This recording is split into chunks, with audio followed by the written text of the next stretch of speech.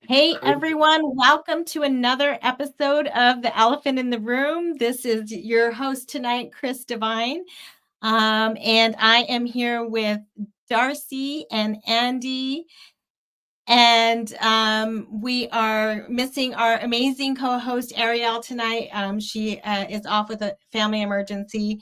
So send your love and light her way. But we will miss her tonight, definitely, because I'm not great at multitasking. So we're going to do the best we can here tonight. And we're going to start here a little bit with an intro that I recorded earlier today, which I don't usually do, but I wanted to kind of make sure I had a handle on everything while Ariel was out. So I'm going to pop that up onto the screen here if I can share screen. Here we go.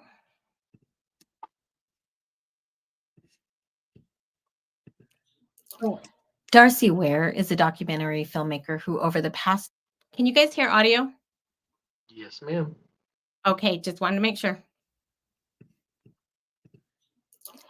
Darcy Weir is a documentary filmmaker who over the past 2 decades has chosen to explore some of the most intriguing topics of discussion today, including UFOs, cryptids, and even Bitcoin. He has completed over 15 feature-length documentaries on these topics, all of which are available on Amazon Prime and Apple. His goal is to make the world of UFOs more accessible to the general public by shedding light on the subject in new ways.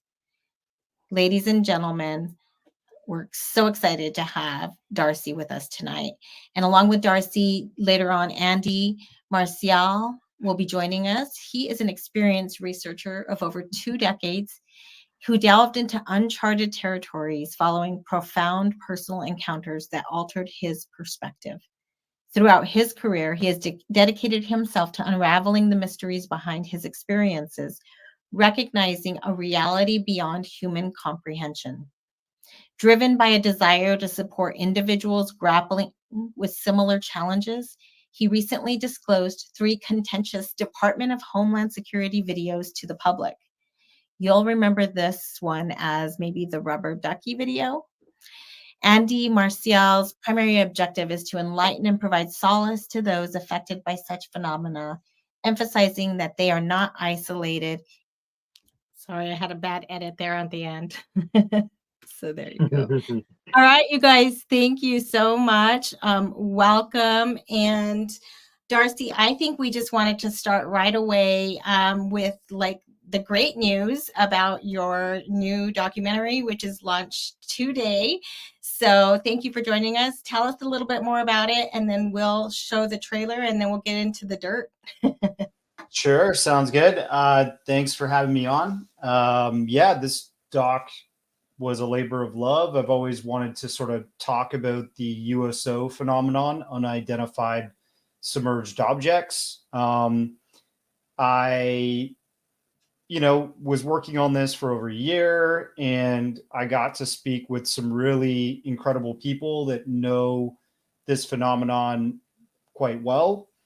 And some people who've actually witnessed USOs. So, yeah, pretty much, I think one of the majorly important people that are included in this film is former Rear Admiral Tim Gallaudet, who served for the Navy for 7 years as the Chief Oceanographer for the Navy. He also worked at NOAA, has his PhD in oceanography.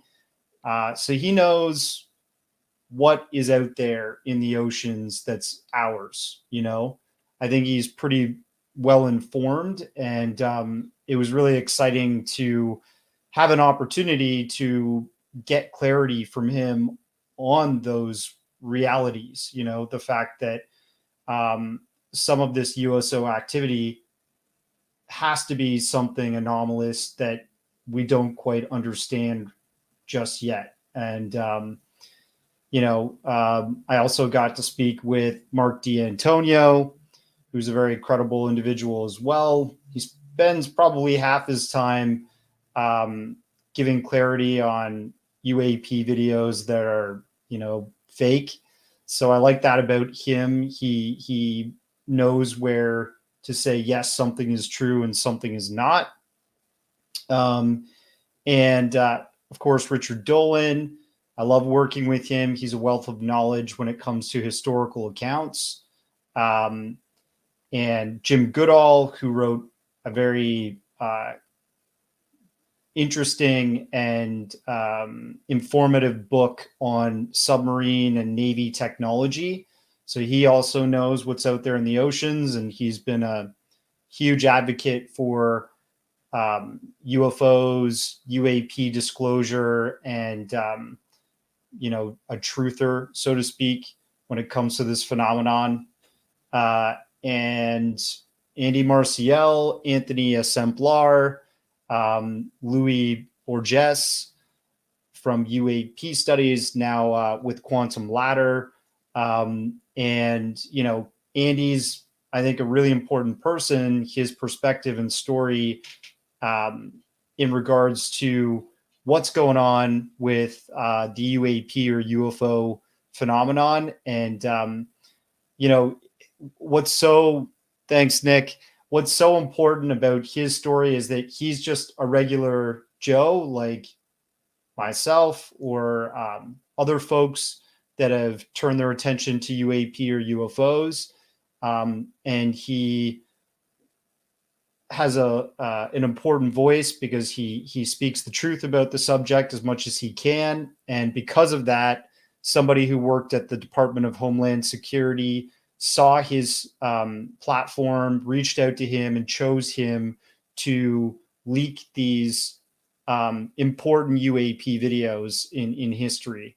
And so I wanted to include his story at the end of the documentary to really highlight how people like us can make a difference and make a change to disclosure. And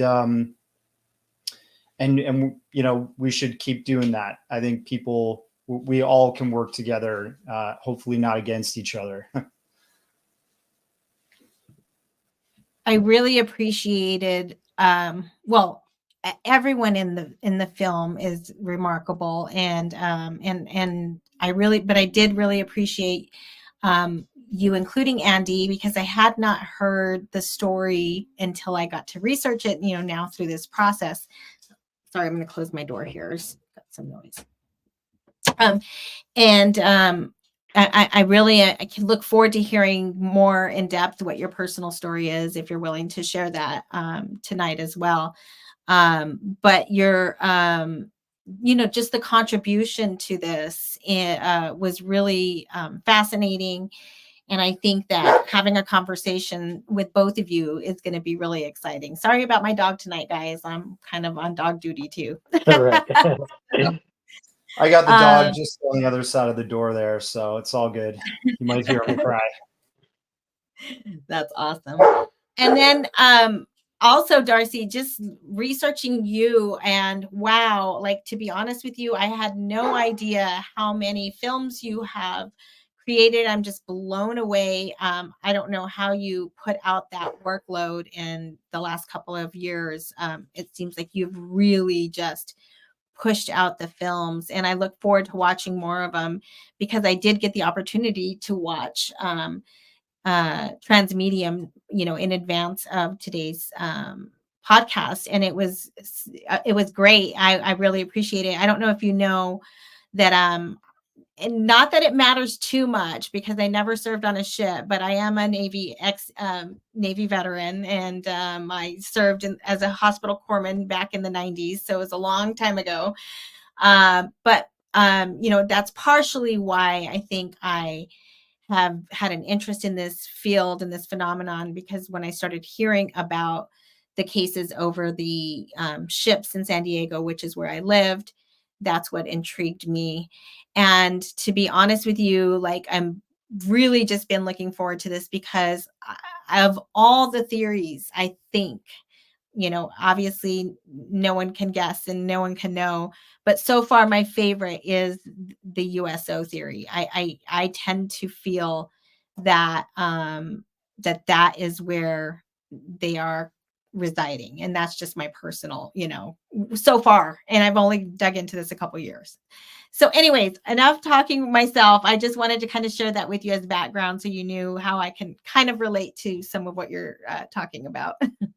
Yeah, totally. I appreciate that. And I think the ocean and the fact that this phenomenon has been emanating from there for what seems to be a long time,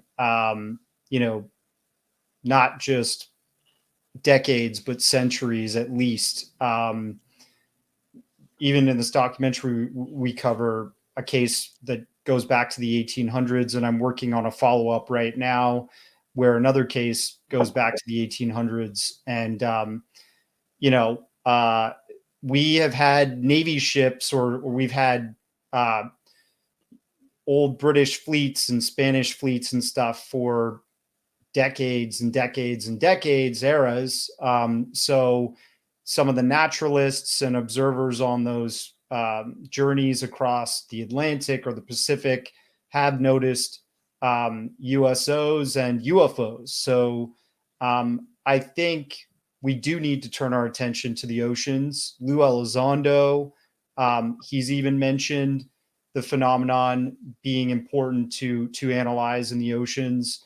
Now we have Tim Gallaudet, and we have so many other people. I mean, Richard Dolan, who I brought up before, is writing a book right now, and I've been looking at the manuscript. He was kind enough to share it with me, and I will just say, if you thought there was a lot of cases in this documentary, which I tried to do my best to highlight as many as possible, right? Right. His book has 600 cases. Oh my gosh. Yeah, and they're broken down by, Wow. Navy sightings, civilian, enforcement, different categories, right? Of the types of observers. So there's definitely something going on, in my opinion, with USOs and just something with our oceans in general.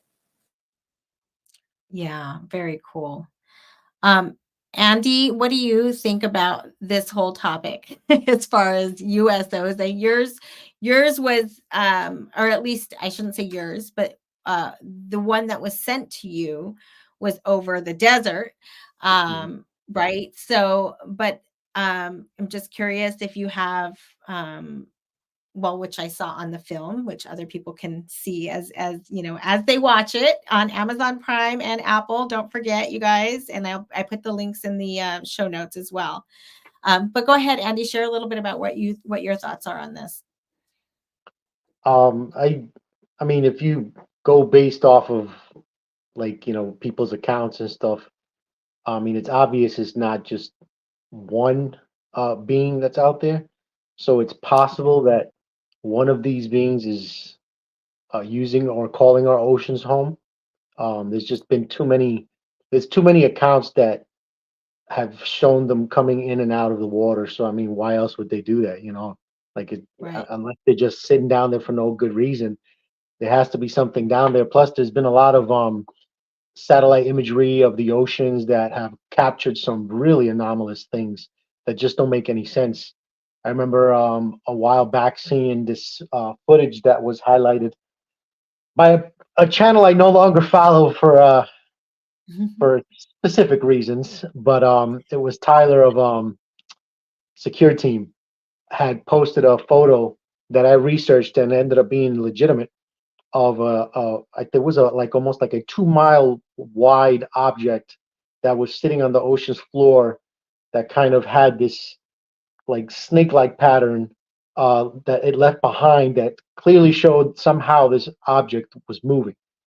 Nobody knows what it is, but it's clear that this was there. And there's other photos that have been captured, or satellite imagery that shows structures at the bottom of the ocean that just don't seem natural. So Right. the possibility that they are calling it their home is very high. And like I mentioned in the last podcast that we had, it also UFO sightings increased after we started detonating nuclear bombs in our oceans. So Yeah. if they do live down there, then I'm pretty sure our blasts and what we were doing was affecting them. Yeah. Because even if they were miles away from the blast, where the blast was detonated, it's still going to reach that location and have some kind of negative effect down there. So that's more than likely one of the reasons why there was such a massive uptick in sightings after we began doing that in the oceans. So I'm pretty certain that they're down there somewhere. Yeah, I mean, like people have stated since the 1940s when we started detonating these nuclear bombs, doing tests. Maybe they saw this energy release, these signals from across the universe, right? Which maybe they did, but it makes you wonder if there's some other intelligence that's actually here living on our planet, but in the oceans. It would make a lot of sense if we just, arouse their attention through our activity in the oceans with that type of technology, right? Right. And that's what I always kind of guessed is it seems like, and honest, my first, what I believe is my first sighting was on July 4th in San Diego. And what my suspicion is the blasts from the 4th of July tend to like activate or make them think there's some kind of activity going on. I mean, I don't know how intelligent they are, but the July 4th sightings tend to be a higher uptake. And I just noticed that when about just other cases I've investigated or researched. And obviously all of the nuclear cases and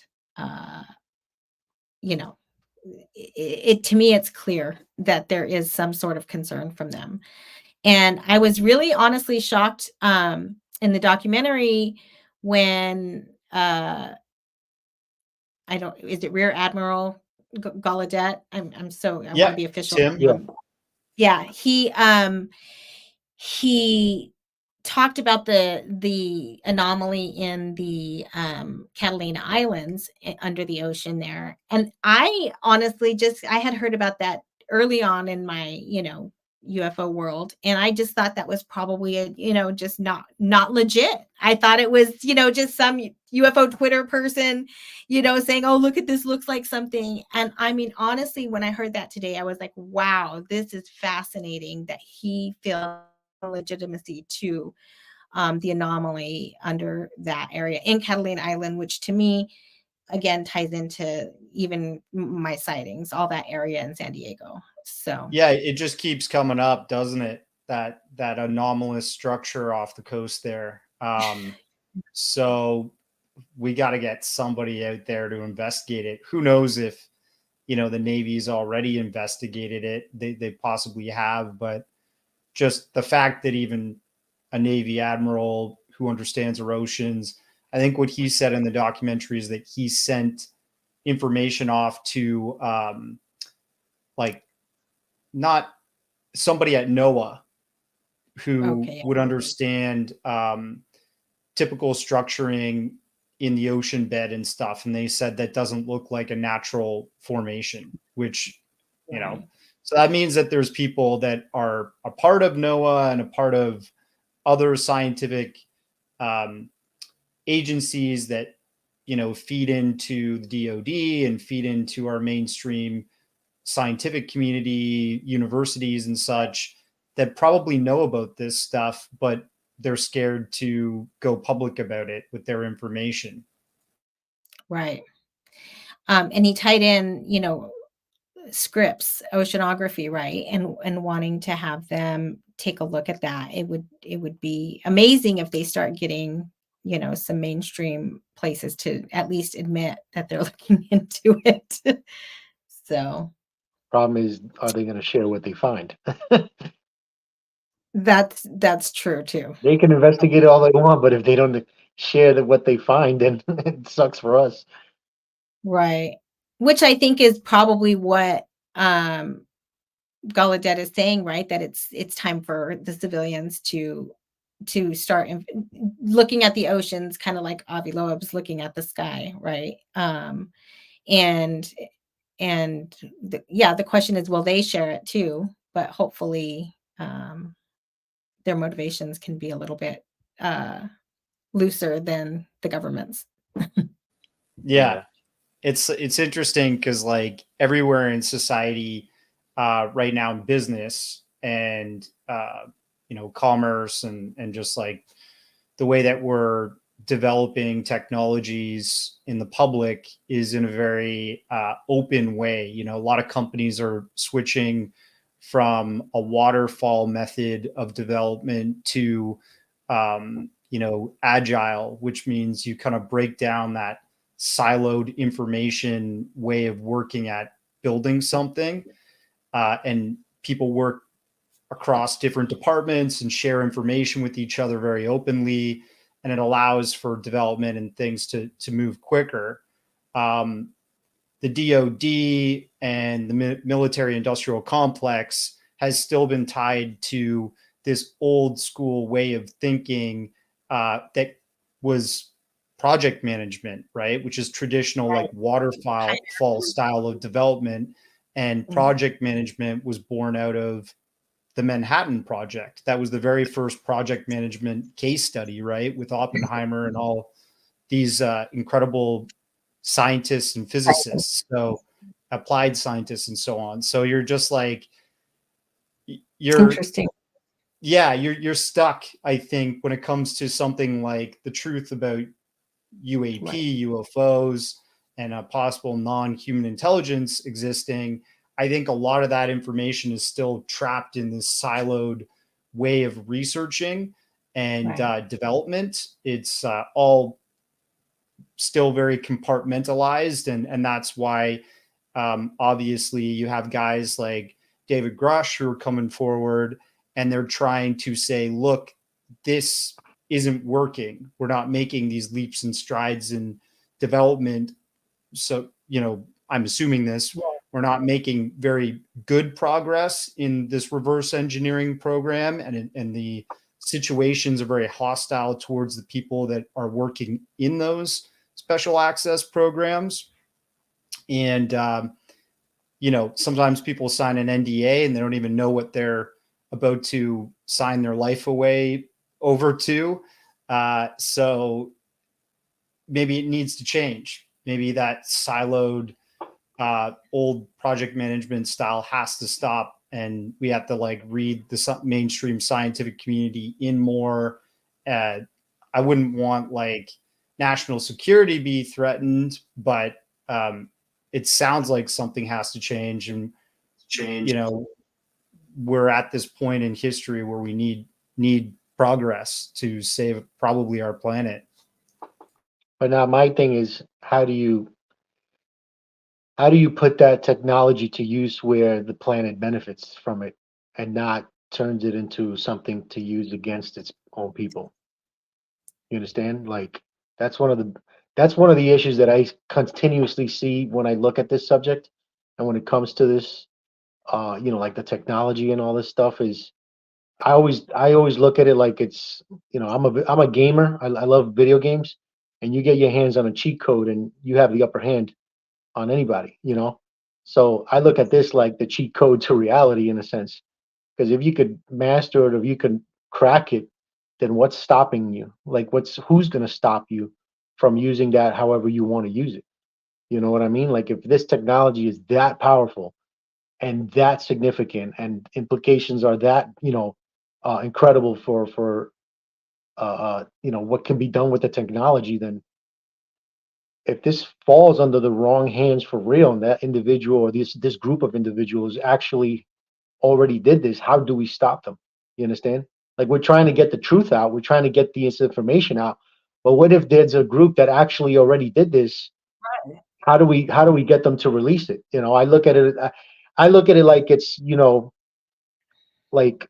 I look at it like you have a field of tall grass, and there's a tiger in there, so you light it up on fire, and tiger goes in, pushes in as the fire gets closer, but eventually when you corner it, it's going to attack. It's not going to go without a fight. So that's kind of how I look at this. It's like these people, whoever has this information or whoever has the technology, is getting pushed and backed into a corner. And eventually, who knows who knows what might happen when they're pushed to the point where they're like, all right, what do we do now? Or do we just give up, or do we defend this? Because Yeah. I mean, it's powerful enough to risk your life over when you think about it, especially when human beings are all about power. Like that's what they're about, especially with these individuals that It have it. makes you wonder though what the motivation. I mean, obviously there's multiple motivations, but what is the motivation now? Is there an impetus now? Is something changed? Are they concerned that another place has gotten the same information we have, another country, China, Russia, whoever, and that they're going to make progress faster than us because they're less compartmentalized and they're forced to do whatever they need to do? I don't know. I mean, it seems to me that, and I don't like to be a fearmonger because that's like but I mean, I think all of our choices are either we have a group of powerful people that have access to this information currently, and we don't know who they are, what information they have access to, like you said. But then we could be backing them in a corner, but on the flip side, are they backing us in a corner? I mean, I think they're starting, I feel like they're starting to back civilians in a corner, or experiencers in a corner, people who know this stuff is real, and that they're feeling like they're getting gaslit. Like this is the biggest gaslighting campaign that ever existed. It could be a Hail Mary type of move that they're doing or why they're doing that. It's like Yeah. just trying to come up with anything possible to continue or give them a little more time, to do whatever Time. it is that they want to They, do to Totally. hide. I mean, just they don't, just think about this too. Like, okay, let's just say, for example, Raytheon or Lockheed Martin or any of these major aerospace companies, they have something, right? How long has it been since all this come out that we've been now threatening and all this? Come on, you don't think that they have a contingency plan to get this shit out of there and put it somewhere else? And now where is it? Like now we're going to be looking somewhere else because where they originally had it is nothing there. You know what I'm saying? So it's I see it as a good thing that we're moving to this point and we're pushing forward with it, but it's moving too damn slow. You're just giving too much time for these people to just get rid of whatever it is they have and continue doing and what they move were it. doing somewhere else, and and it's just going to lead us on a chase.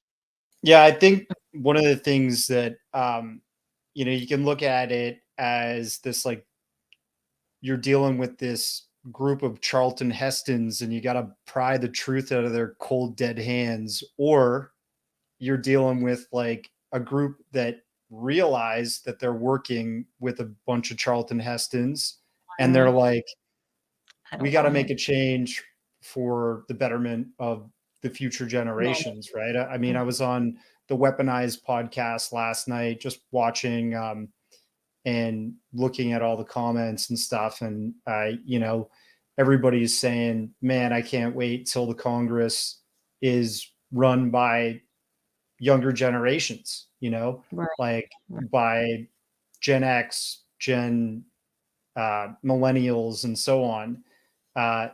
Hopefully we who kind of inherit the earth can make changes, make leaps and strides in how we think the planet should be run, right? Because that's essentially, we've got like the baby boomers running the planet still. And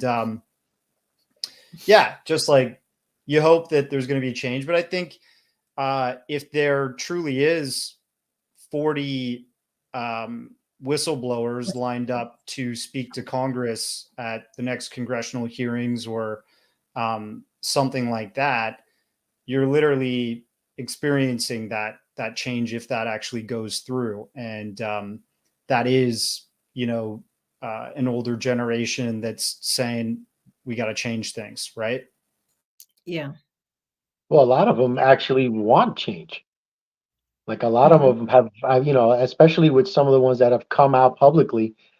One of the reasons why, I mean, Bob Lazar said it, Grush said it, He said it's something that should, the public needs to know about, should know about, that it's a crime against humanity to keep it away from them. So a lot of people are feeling that way. But one of the reasons why, I push for, like, with that very wonderful introduction you gave me, because probably the best one I've ever gotten from anybody. It was your bio. I just flipped it. Yeah, you added a lot of stuff to it, which I was like, damn, man, I need to copy this shit and say it to my next pod. GPT. But I look at it like with this, what we just talking about in regards to, these individuals having this technology is, like, for example, the guy who leaked the footage to me, I did everything the way I did it because, number one, I didn't want to fall in line with everybody else and how things are done, on that side of the world, like the Right. inside of the box. I wanted to be different. Yeah. To try and do things correctly, right? But one of the reasons why I was so disappointed with the reaction, I was so disappointed with how people were attacking, how people were doing this or that. It wasn't because it was directed at me. I didn't give a shit about that. I can care less what anybody thinks about me. My problem is, and the reason why I was getting so mad is this guy risked he risked his career to get this out to me because he felt it needed to come out. And now that ridicule, right, that I received, he saw it. Yeah. You understand? And other people see it. Other people. Exactly. Other people with possibly better information, with access to things, saw this. You understand? A lot of people saw this. I had people on the side when I had my Twitter account open that were thanking me privately. As a matter of fact, I had I didn't even know that these people at the time when I had my Twitter account for the short period of time that I had it for were following me, but some pretty prominent individuals reached out to me from around the world. As a matter of fact, what's his name? The one that was Robert Salas. Yeah, Robert Salas actually reached out to me directly to tell me thank you and everything. And it's like we can't. I emphasize this so much, and I feel like not a lot of people touch up on this because we have to find a way to stop the attacks, because you're stopping other people who have information from coming forward because they don't want to deal with the bullshit. They don't want to go through that. They don't want to have to deal with the world coming at them because they think that they're lying, but they're coming to you with their truth. Like, that's just, I don't blame them. And I know people with real information who refuse to come forward, who talk to me privately and give me information, but they tell me, please don't share it. So it kills me all the time to know that I know what I know and I can't share it because of what I went through, because they don't want to experience the same thing. And I don't blame them, and this is one thing that we got. It's like a lot of UFO Twitter and all that, they need to grow up. You understand? They need to grow up, really. That's some of the most harsh reactions can be. And I have honestly been lucky, and I just think, honestly, I'm just going to be honest, I just think people are just like, oh, she's a girl, let's be nice to her or whatever, and so they don't say anything about my videos or whatever. More than likely.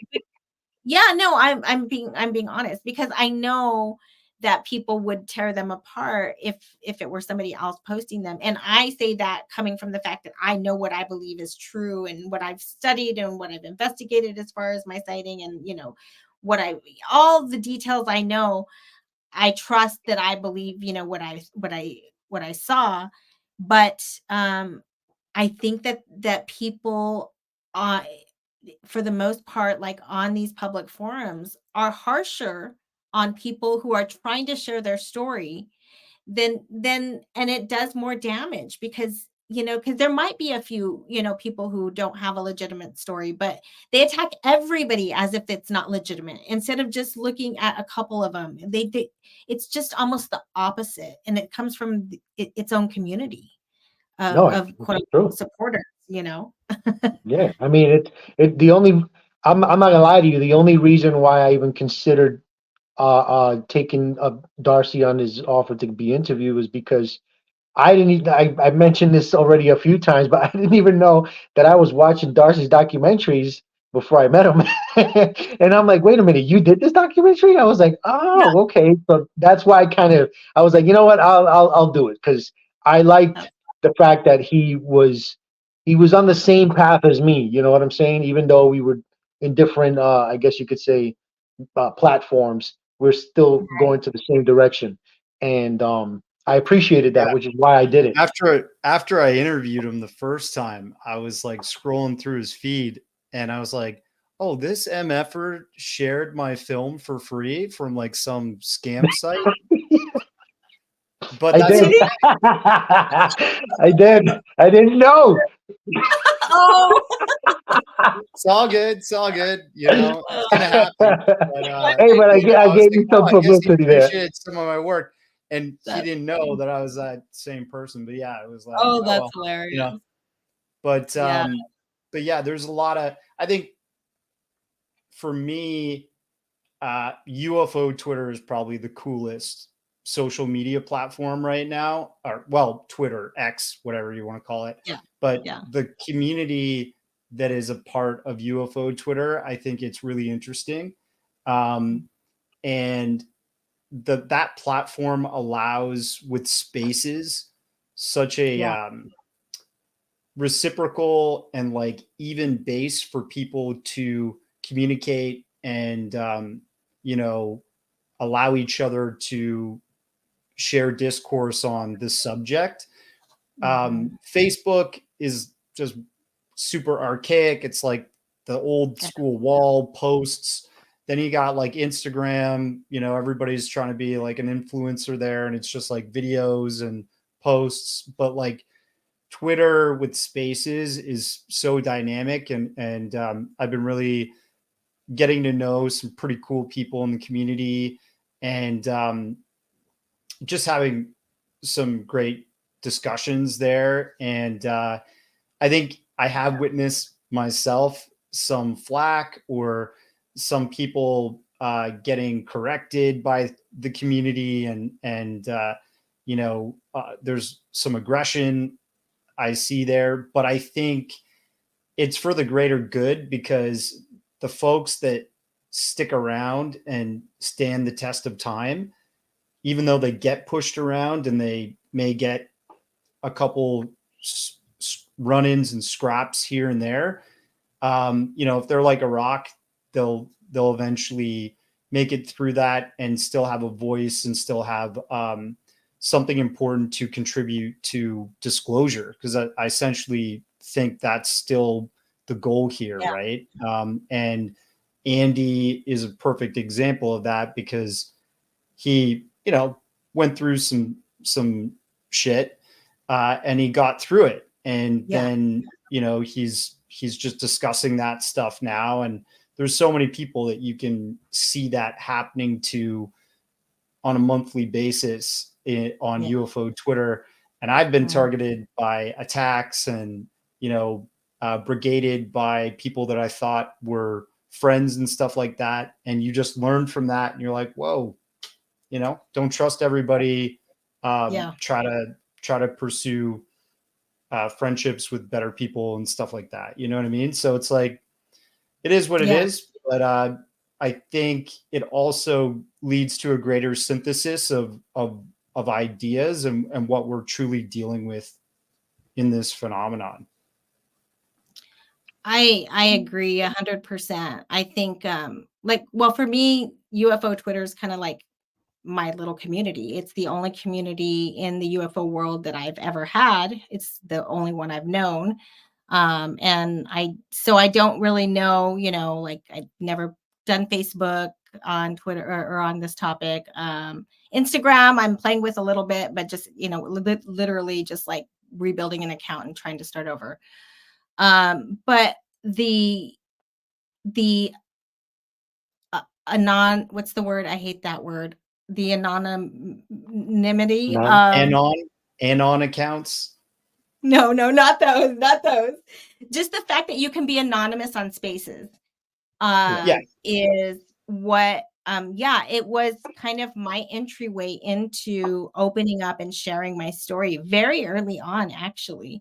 And I don't know why I felt compelled to do that, but I did. And then I went through, just like you talked about, there was a couple of run-ins I had, some scamming type things kind of I pulled back from the community, a little bit of just feeling sorry for myself as a woman, because, when you do get on a space, you're pretty much ignored.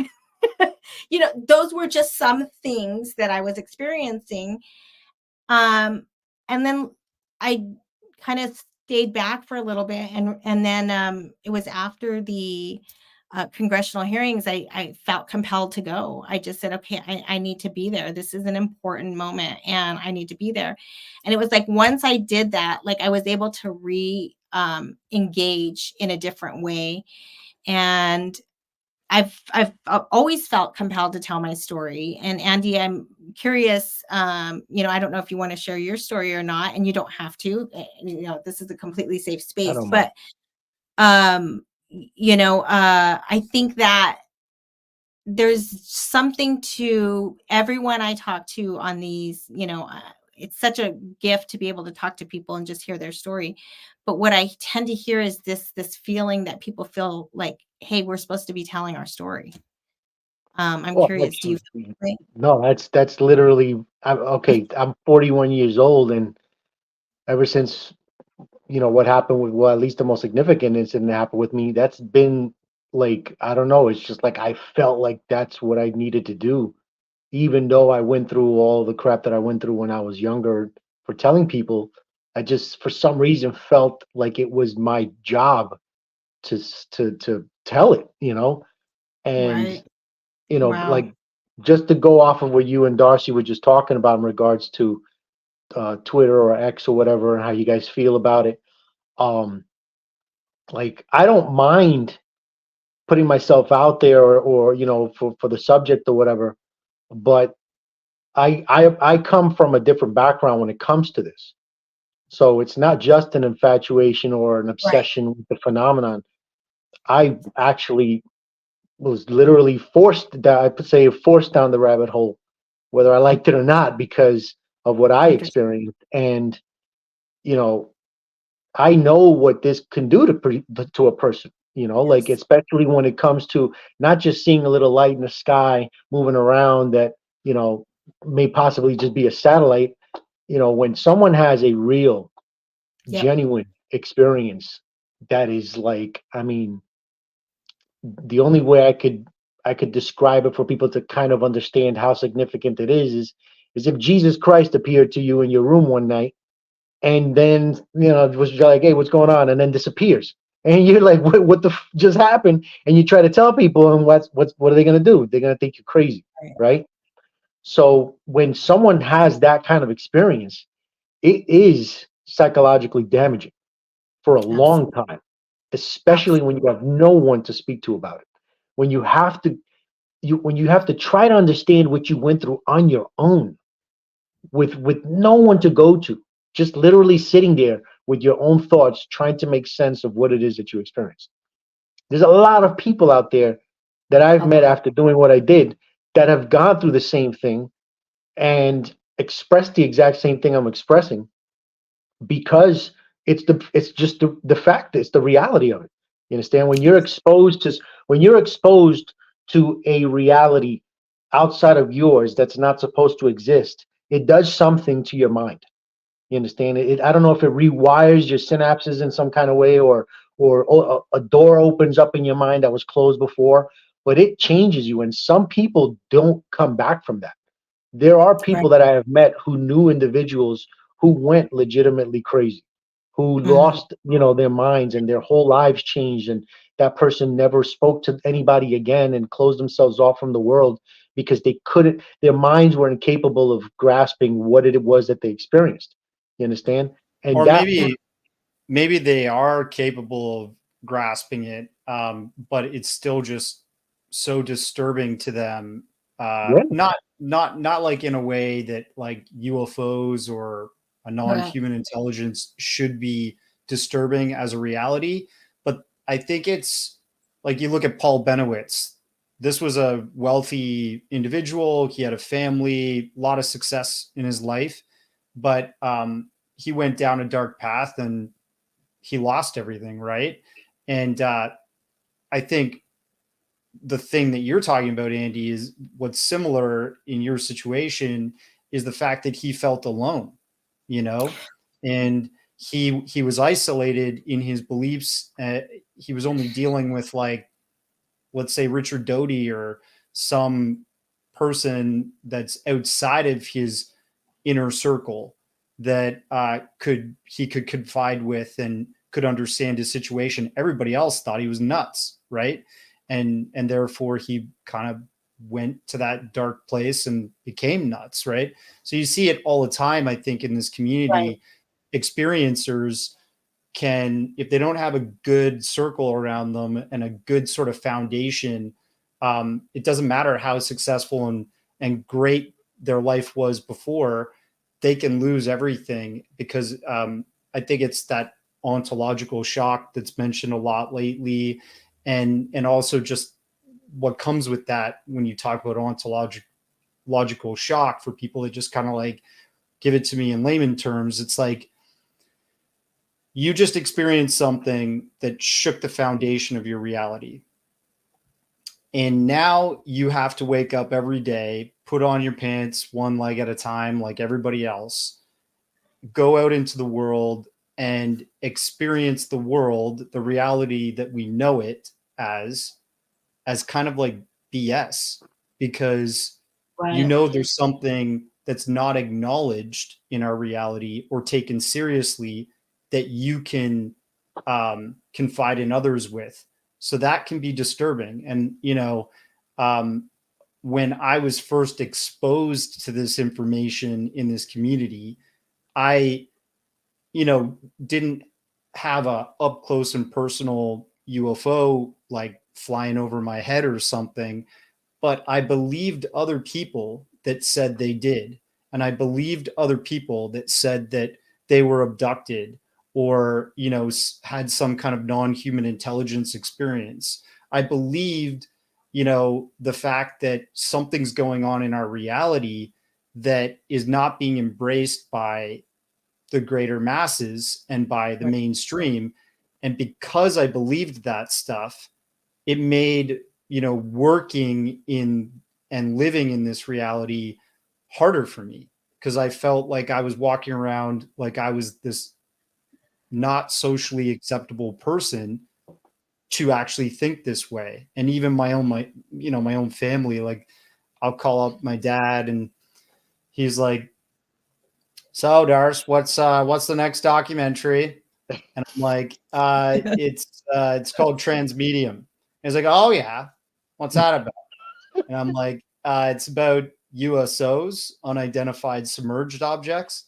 And he's like, "Oh, you got space vehicles, you got air, you know, vehicles in the air, and now you got," and I'm like, "Yeah, you know what else you got?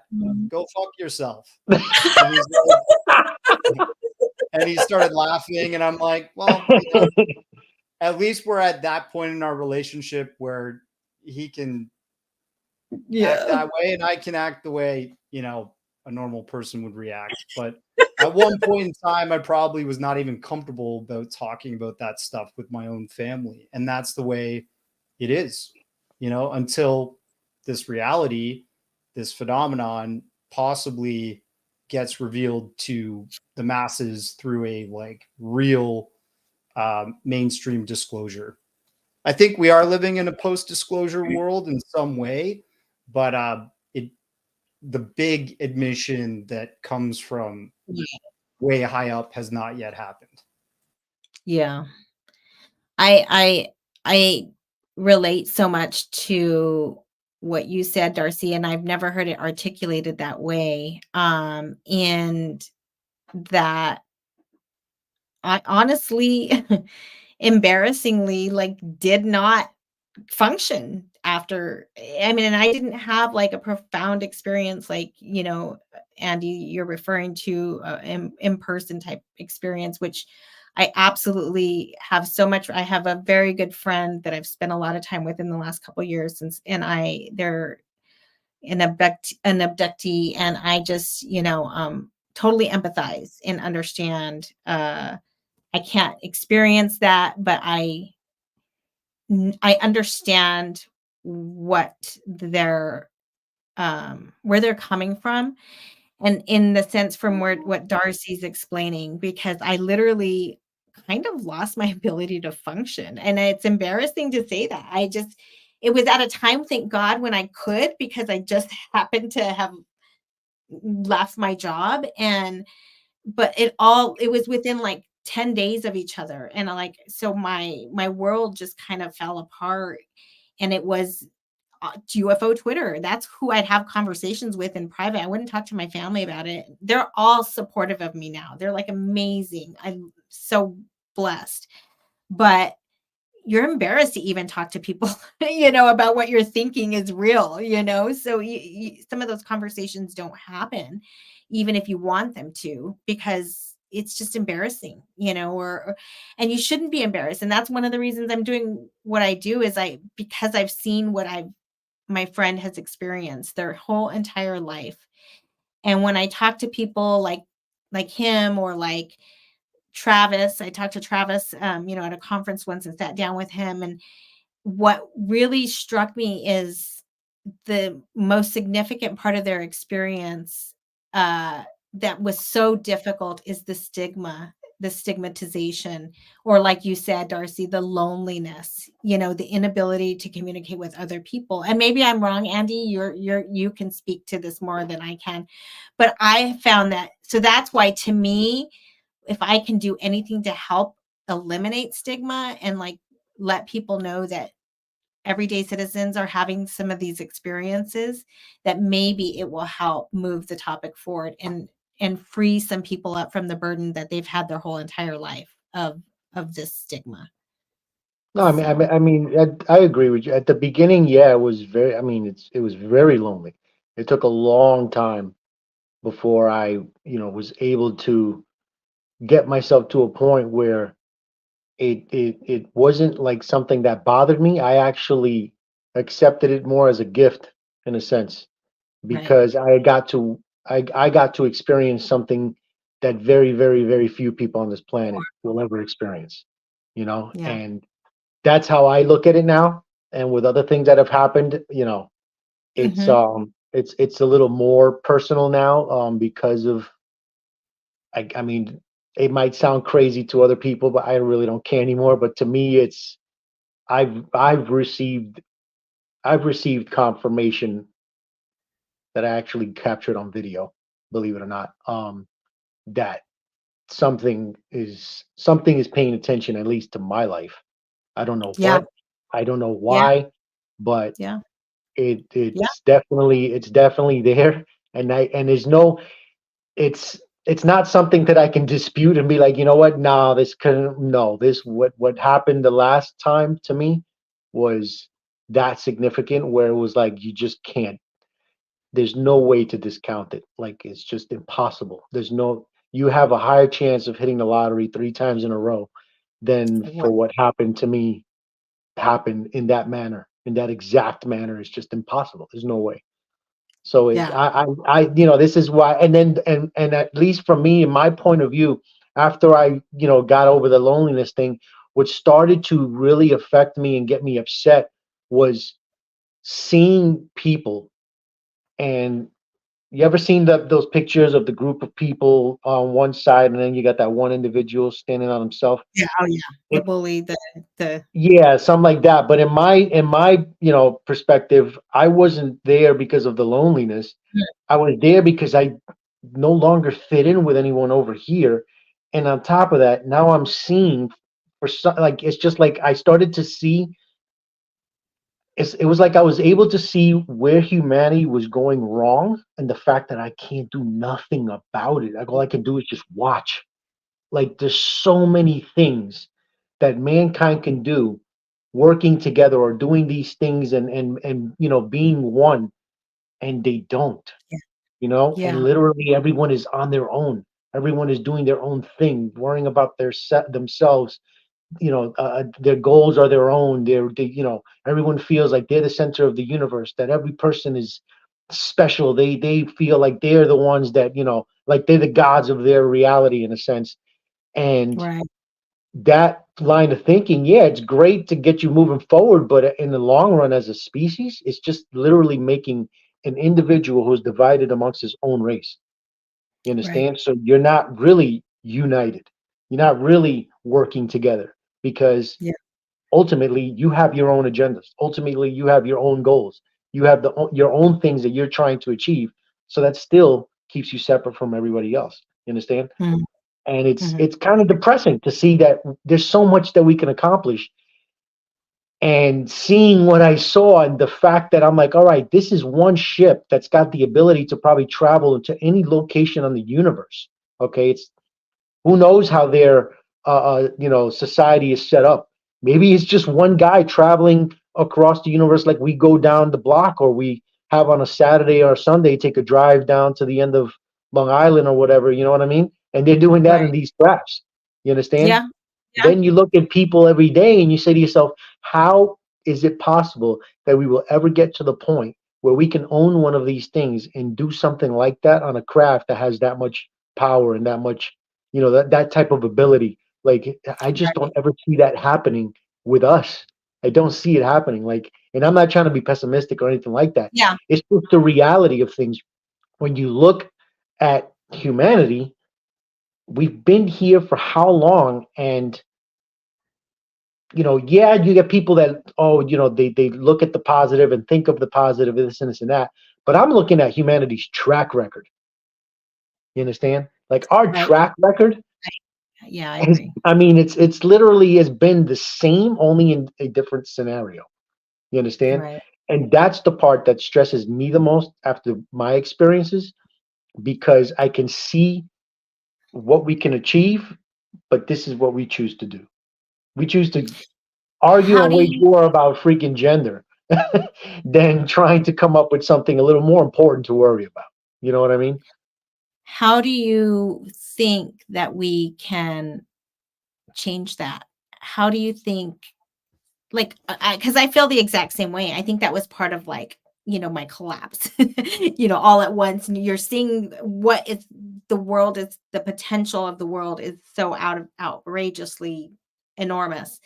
And yet we're living in this world where we're fighting over stupid things and losing our jobs and, just doing fighting and war. What do you think can shift that? Yeah, What to me, I it's a matter of consciousness and understanding our ability to raise above our normal behaviors. I mean, yes, but it's a little more complicated than that, because you know the only way we can get to that point is to teach our is the new generation. You understand? Yeah, Because the new generation is going to be here when we're not. So what we leave them with is what stays right. with them, and then they go and pass it to the next. You understand? So Yeah, I feel like certain things happen to individuals, or like now with this phenomenon happening the way, or exposing itself the way it's been exposing itself. I think it's more to do basically, for example, like what happened with me, to kind of open up this door to get people to think differently, to get people to understand there's much more than just the crap that we bicker and fight about every single day, and to pass that on. Even if we don't pass it on verbally to a child, genetically, there may be something that alters you at a molecular level that passes uh, on to the next child, that it they does. may now have a better understanding of reality, even if the parent doesn't teach them this, that they're able to see and experience on their own, which would allow them to, I guess, evolve in a different way Yeah, psychologically and have a different outlook on things. You understand what I'm saying? Maybe that's no, why, people get abducted and genetics are, experiments are done on them for things like that. Who knows? Maybe it's just a way to get the mind to change in a manner that can lead to this possible outcome that they're right, trying to, get us to go, to go to or reach. right. What do you think, Darcy? What do you say is the challenge that we face in changing people's minds about what the future holds and how we can address the future?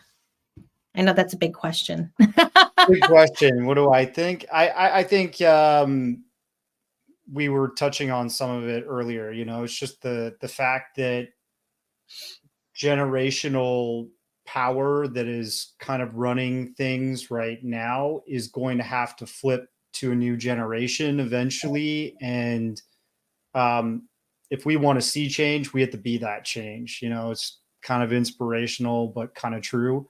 And it's like, try to carry yourself the way you want the world to change around you. And hey, I'll admit sometimes I've probably not carried myself the best way, and but in terms of this subject and the truth of the reality, like I'll always try and represent it the best way I can. I've worked with lots of people in the field and told different stories in the different slices of the phenomenon in terms of ufology. And I've been exposed to many different types of influencers from these different, you know, sort of fiefdoms of social media.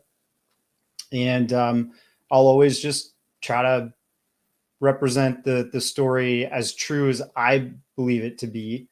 And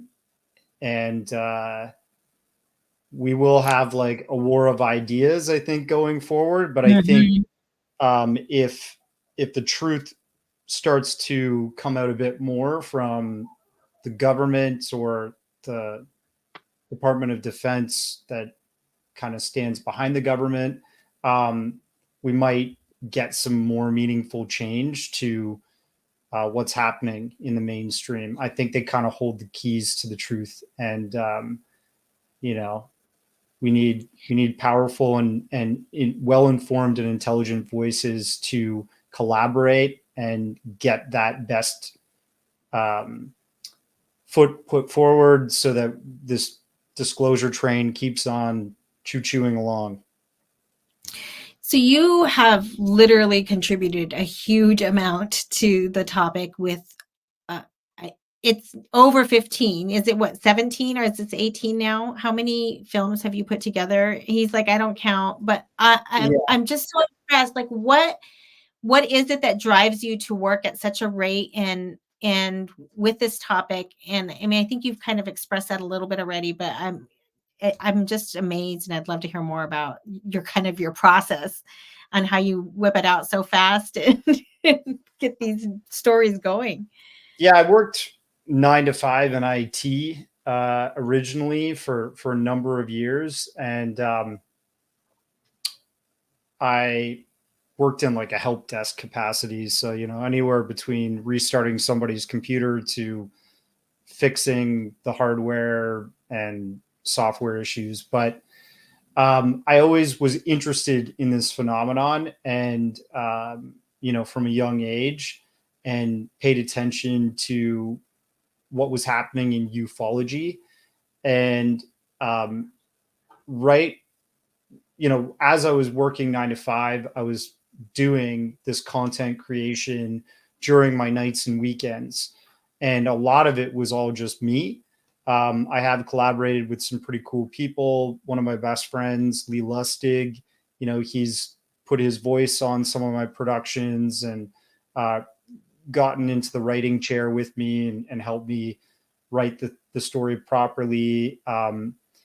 And now I'm working with like better and better animators and poster designers, and, you know, just eventually you meet better and better people to collaborate with when you've learned from your mistakes of the past, and also just made better friendships and relationships with other creators. And, you know, I have some people that have done music for me that's been really impactful, and I've done the music myself sometimes, and people are like, I hate the music in the comments or whatever.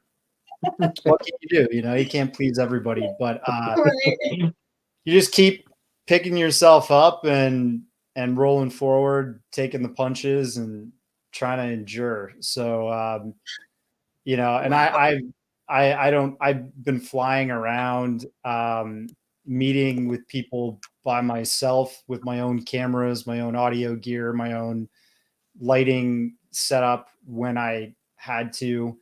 And it's like kind of me, myself, and I. And then in post, I have some cool collaborators that I can get some advanced things done to my productions, right? I'm not one of the OG UFO film creators that gets like a massive amount of money doled out to them up front. And I've been really kind of advocating for myself to try and get my films seen by people and made, you know. I had partnered with some cool people in the sort of film distribution world, you know, the kind of Hollywood structure. Yeah. And I've dealt with some total douchebags in the sort of Hollywood film structure. And that's just the way that world really is. You know, you got a lot more Harvey Weinsteins than you got like people that want to make altruistic UFO narratives, you know? Yeah. And yeah, it's I'm still learning as I go. I'm not like the best filmmaker out there. I wish I had a team, you know, but I'm doing what I can do. You'll get there. You'll get there. I actually love the way you used and integrated the graphics, because I'm such a visual person, and having the graphics integrated into, you know, the storytelling is really helpful for somebody like me to be able to see that. What other approach did you take to your storytelling with the film? And you know, talk a little bit about kind of how you approach that. Yeah, I like to try to include as much like archival evidence in my documentaries as possible. So, you know, when somebody's talking about an incident and we have access to, say, a document that proves that that incident was reported by somebody, you know, just off the top of my head, there's a Coast Guard incident where this UFO was flying over a lake. And in the middle of the winter, and Richard Dolan's talking about that in the documentary, and we show this Coast Guard report that lays out how that incident went down, who was involved, who reported it, what they saw. And that is important to me. You know, I think trying to provide evidence and documentation in your stories as much as possible is important to verifying that there's something real here. And you know, there's a lot of documentaries that are out there in this subject matter where you just have somebody sitting on a chair making proclamations, and it's truth by proclamation. There's no actual like evidence coming up on the screen to prove or anything like that. And I find that kind of damaging and annoying, to say the least. You know, I think you should try, and not every case you can, but as long as you try to provide evidence and provide the source videos and, you know, the original testimony of the people that saw it, that type of thing, I think that's really, really important. And to drink sake on live streams. Is that sake? Why not? Of Bro. course it is. And I have my monster. Keep me awake. So can you share any memorable challenges or experiences you had making this film? Well, I had to work with this idiot. No. But, I was waiting for that. No, he's good. I really set that one up. Wait, my first experience with him after interview was him knocking out on the couch. Oh my God, yeah, that was a challenge. because Yeah, as Wait, soon as after the interview, he knocks out on the couch. I was like, okay. my buddy, my buddy Anthony Exemplar, who lives in Staten Island, New York, he was like, I was communicating with them. I was like, hey man, I'd love to include you in my next documentary. You know, I was thinking of also meeting up with this guy, Andy from NYU AP discussion and getting his side of, you know, ufology and UAP studies and stuff. And he was like, yeah, sure, man. Just come stay at my place. You're fine. Like, we'll shoot around here and I'll show you where I caught my UFO videos and stuff. So I got like the red eye from Vancouver, British Columbia, which is like forever away, right? 6-hour flight to New York, probably a little less depending on which way you're going, if the wind's with you. And so I got the red eye, but like rented the car, you know, landed at the airport, I think at maybe, I don't know, 5 or 6 o'clock in the morning. And I can't sleep on a plane at all. Like I watched movies and, you know, whatever I had to do to keep my mind busy. I landed, got in the car, drove to Anthony's. I'm like texting this guy the whole time, like, all right, meet me there at this time. We're going to like go shoot here, blah, blah, blah. I'm like organizing at the same time. I'm like smashing maybe teas or coffee, whatever I can to keep that drowsiness down. We go and shoot on this beach in the sun. I'm as white as a neon light bulb, and sun also makes me tired. So we get back to Anthony's. I set up the shot, and you know, we start the in-depth conversation about Andy's experience. And even in that interview, like I'm trying to hold on, like I'm trying to even like understand what he's saying to me and then say questions back, which are in my list. And then we literally like finished the interview, which went really well. You'll see it in the documentary. Maybe the very first question was a bit of a rough start because I was feeling the drowse. But then we get through and I'm like, all right, guys, I'm going to pack up everything. I'm like, you know, putting away all my gear, organizing it. And then Anthony puts his AC on and he's got this couch beside his TV. Yeah. And I'm like, hey guys, I'm just going to go like lie down for a second. Okay. And I like laid down and just like grabbed this blanket and was like knocked out. And every now and then I kind of like open my eyes and I'm like, I'm in a complete stranger's home right now. Like passed out. And I'm like, fuck it, I need this. And then I'd like look back and they're like looking at UFO videos and just like totally vibing and having a good chat. And I'm like, I hope they don't think I'm weird. But I can't. Now, So wait, then, Andy, did you know this other guy? Pardon? Andy, did you know the other guy that, or Hey, no? this is the first time I met any of these guys. They're sleeping and falling asleep in your house. 3 literal complete strangers. But it was good. Cool.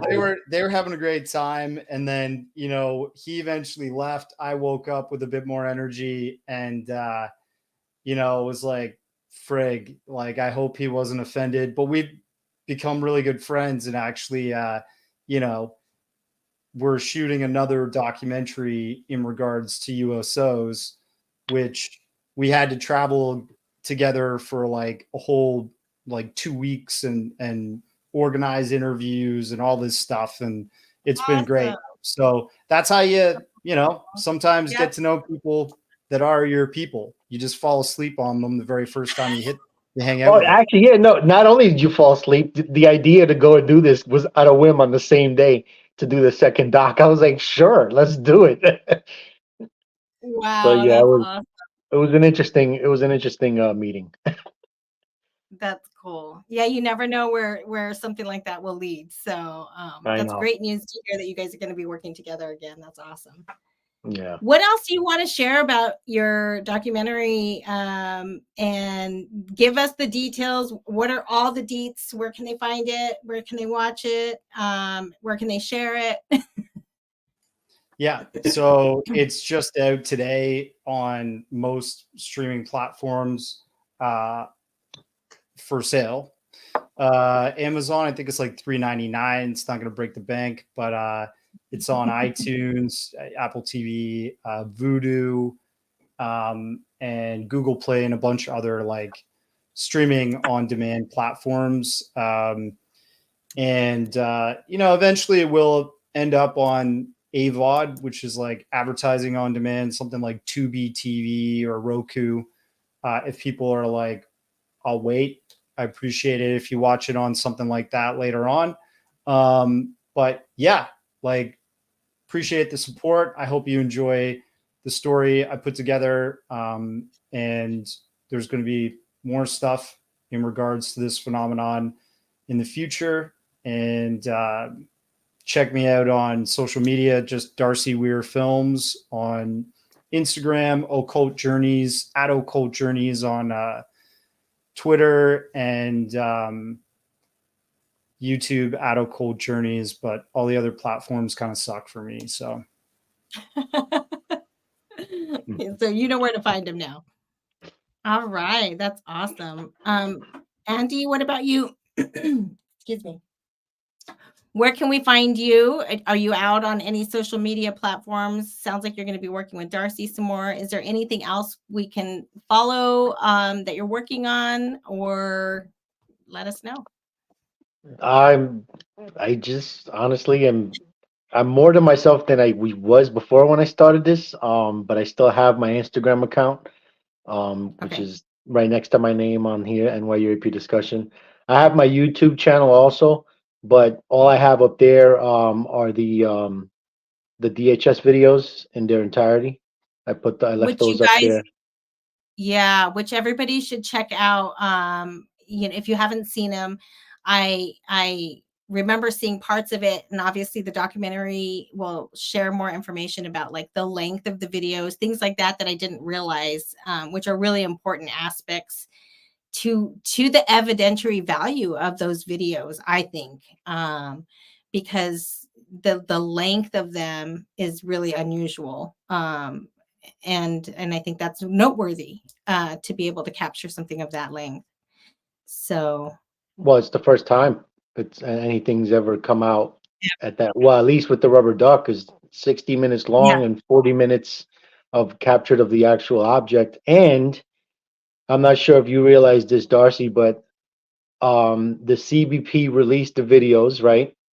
But their videos are redacted with the information, and mine are still the original. Yeah, I noticed that. You noticed that, right? I think it was the wow. Tubi TV documentary that Jeremy Corbell did. Oh yeah. All of the TMZ. DHS videos that were used in that, they redacted the heads-up display information that usually the FLIR cameras have all around. But it's the naked truth, the original. And I've got those in my documentary with him. So you'll hear the backstory behind them, and then, why Mick West is wrong. Well, it was important too, because that was, it was because of that information that the SCU was able to do their analysis properly with Rubber Duck, because of the information that was available to them from the files, the original files, because if not, they would have only had to go by what CBP posted, which was everything blurred out, so that helped out a lot, and is one of the reasons why they were able to conclude that it was anomalous. It was indeed a UFO or UAP, whatever you want to call it. Now, Andy, did I miss it? Maybe do you guys talk about what led the Border Patrol to actually post the videos and verify them? Honestly, I'm sorry, what was that? Or validate them, I mean, by posting them, in essence. Honestly, it was because of me and the source. because behind the scenes he was actually he was actually reaching out to his superiors through his channels regarding the Good. footage, and also proposing certain, I don't want to get into it, but he did things on his end Things that, legitimately to help push the topic up the yeah. chain. And I believe Wow. because of the fact that we did that we released it, that he reached out and did whatever he did on his end behind the scenes, is one of the reasons why the CBP officially released the videos as well and made them public on their end. So I just was, go ahead, Darcy. you go ahead. No, No, go no, ahead. no, no. You Oh, start first. well, I was just gonna say, like, that's, in my opinion, the tip of the iceberg too. Like, there's got to be Oh yeah. so many other people out there that That's what I are was sitting gonna on say. this information from different sources in terms of like security, intelligence. Videos. Yeah, they have this information, and this individual that leaked the videos to Andy, you know, he's one of probably many. And we do know another person who we're working with in the next documentary who's a source for a very, very credible UAP video that's also from a similar source, you know? Course. And that's like, to get those people's testimony. These are people that you have to realize, like, when you look at these DHS videos, it's not just somebody who's a UFO fanatic that has seen, you know, maybe a bunch of viral videos or saw the Tic Tac video in mainstream media and said, oh, like, this looks like the thing that we captured with DHS border patrol planes and so on, right?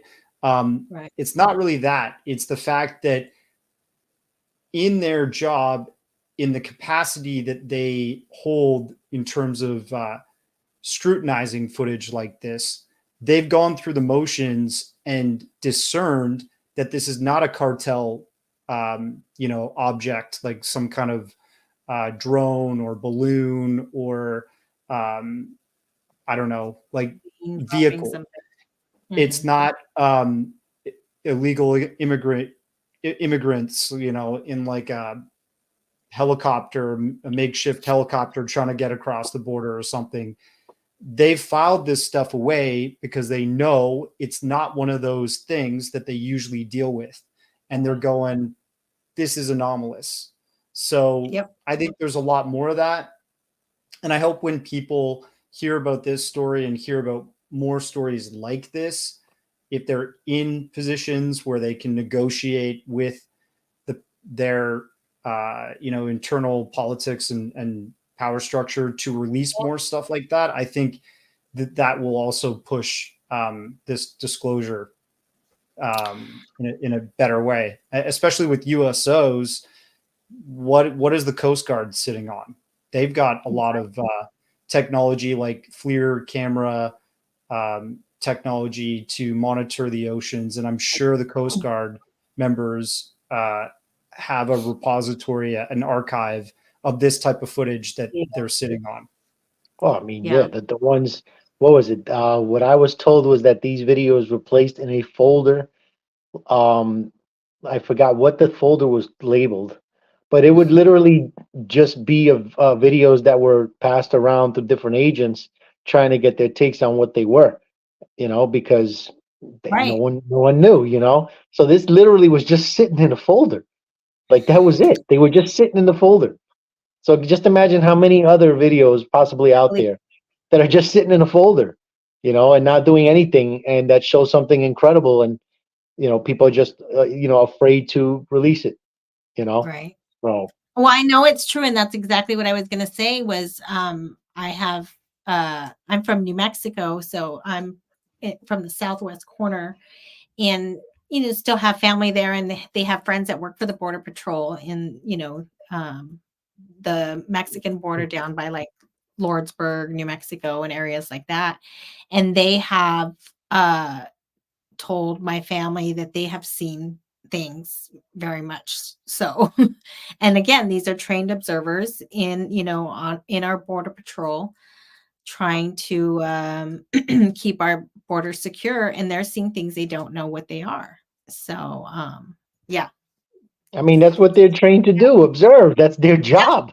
They're literally there to monitor and look all the time. And this is why I argued with like Mick or whatever, and he just drives me nuts with his ridiculously Yeah. stupid explanations. Because it's like, you got these guys that are trained to do this, okay? I know. And it's like a spit in the face in their face when you basically say, "Oh, it was a bird." It's just like, wait a minute, you mean to tell me that these guys that we're paying to protect us can't Don't know what. discern between a balloon and a bird, or a bird and a jet? You know what I mean? Like, just look, for example, the three objects from the other video that I got I got it from the same source, but it came from a separate source that reached out to him, and he gave it to me. Was the Army National Guard footage that came from Arizona as well. You can clearly hear in the audio, which was, I mean, to me, was one of the most important things of this footage, was that there was audio. That's another key piece of information that tells you more about what was seen than just a silent video. I agree with that. Yeah. The guy clearly is in the Apache, sees these three objects and says, are those three fast flying jets up there? How in God's name do you mistake three birds for F-16s or A-10s? Like, how? Explain to me how that is possible. And these are the people that are operating multi-million-dollar machines. And you mean to tell me they can't discern between a jet, a military jet, and a fucking bird? You know what I'm saying? Like, that to me is absurd, and it frustrates the crap out of me, which is why I get the way I get sometimes with people when I argue with them, because it's like, please, you're just being an idiot. Like, there's just no way. There's no way. And if so, then I've raised a different concern. Then we have an even bigger problem, because that's what I say. We have people that can't tell birds from jets. Dealing with and piloting multi-million-dollar war aircraft. Like, that's not a good thing.